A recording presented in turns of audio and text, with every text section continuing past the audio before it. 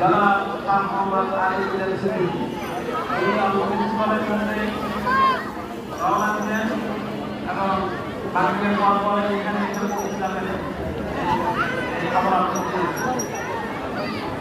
এরপর আল্লামা আব্দুল্লাহ হোসেন সাহেব সাহেব হুজুরের বেদর সাহেব দ্বারা জনাব মাসুদ সাহেব প্রোগ্রামে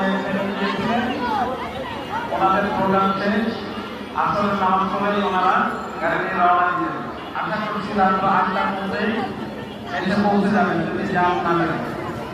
তো উনি বললেন যে আমার বক্তব্য যেখানে আগে ইনশাআল্লাহ আমি এসে পৌঁছে যাবো। ওনারা এখন রওনা দিয়েছেন। এরপর আমাদের আরেকজন আরো শিক্ষার্থী প্রফেসর হৃদয় করকা যার ওয়াইস শুনে লক্ষ লক্ষ জনতা অবশ্যই থাকে সেই মাহমুদুল হাসান ফরিদী যিনি আল্লামা সাইফুল হাদিস আল্লামা আজিজুল হক সাহেবের ছাত্র মামুনুল সাহেবের সাথে চলাফেরা করেন।